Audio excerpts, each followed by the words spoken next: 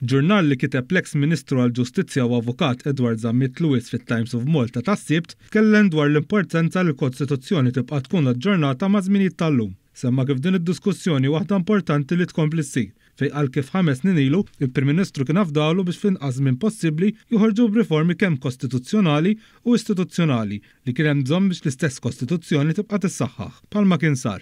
Zammit Lewis qar li għalkemm din il-Kostituzzjoni servietna b'mod tajjeb ma jfissirx li m'għandix tkompli l-ħidma biex din dejjem tkun aġġornata mal-bżonnijiet tal-lum.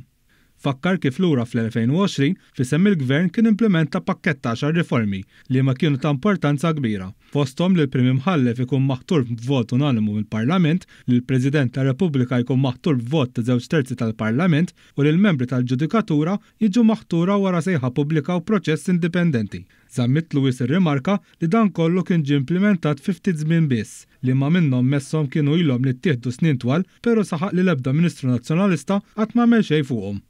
Zammit Lewis fakkar li fl-aħħar leġislatura tal-Partit Nazzjonalista fil-Gvern deputati bħal Franco De Bono kienu anke proponew riformi tajba li ma riformi qatt ma ddaħlu mill-istess Gvern Nazzjonalista. Fl-opinjoni tiegħu qal jaħseb li dawn il-bidliet iridu jsiru mhux mill-President innifsu hekk kif ċerti bidliet kapaċi jkunu jikkonċernaw l-istess Presidenza. Għalli għalhekk huwa importanti li l-Parlament ikun il-mutur li jmexxi dawn ir-riformi għaliex huwa l-istess Parlament li jbiddel liġijiet bħala rappreżentant tal-Maltin u l-Awċin.